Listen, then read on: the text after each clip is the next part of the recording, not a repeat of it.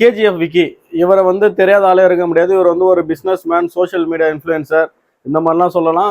இவர் மேலே வந்து இப்போ ரீசெண்ட் டைம்ஸில் சைல்டு லேபர் அப்படின்ற ஒரு இஷ்யூ வந்திருக்கு. இவர் வந்து குழந்தை தொழிலாளர்களை வச்சு அவரோட துணிக்கடையில் வந்து அங்கங்கே வேலை வாங்குறாரு அப்படின்னு சொல்லிட்டு, ஒருவேளை குழந்தை தொழிலாளர்களை வச்சு யாராவது வேலை வாங்குறாங்க அப்படின்னா அவங்களுக்கு எந்த மாதிரியான தண்டனைகள் வந்து நம்ம சட்டத்தில் இருக்குது அப்படின்றத இன்னைக்கு பார்க்க போகிறோம். நம்ம ஊரை பொறுத்த வரைக்கும் வந்து குழந்தை தொழிலாளர்கள் எந்த ஒரு வேலையிலையும் வந்து வைக்கக்கூடாது அப்படின்றத சட்டம் child labour amendment prohibition and regulation act 2. இதில் யாராவது ஒரு நபர் வந்து சைல்டு லேபர் வைக்கிறீங்க அப்படின்னா அவங்களுக்கு 3 ஆண்டுகள் வரைக்கும் வந்து சிறை தண்டனை வாங்கி தர முடியும். அது மட்டும் இல்லாமல் 50,000 வரைக்கும் வந்து பார்த்தீங்கன்னா ஃபைன் இம்போஸ் பண்ண முடியுன்ற ஒரு விஷயத்தை தெரிஞ்சுங்க. இதுக்கு நீங்கள் சைல்டு லேபருக்கு புகார் கொடுக்க வேண்டியது சில விஷயங்கள் தான்.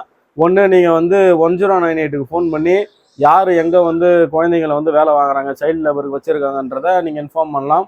இன்னொன்று, நியரஸ்ட் போலீஸ் ஸ்டேஷனு இல்லை எமர்ஜென்சிக்கு ஃபோன் பண்ணி வந்து நீங்கள் சொல்லலாம். அதுவும் இல்லாமல் லேபர் கமிஷனருக்கு வந்து நீங்கள் இன்ஃபார்ம் பண்ணி இந்த மாதிரி சைல்டு லேபர் இந்த இடத்துல வந்து வச்சுருக்காங்க அப்படின்றத சொல்லி அந்த ஒரு நிறுவனம் மீதோ நபர்கள் மீதோ யாராக இருந்தாலும் சரி அப்படி பண்ணுற நபர்கள் மீது நம்ம புகார் கொடுக்கலாம்ன்ற ஒரு விஷயத்தை கட்டாயம் நீங்கள் எல்லாரும் தெரிஞ்சுக்கணும்.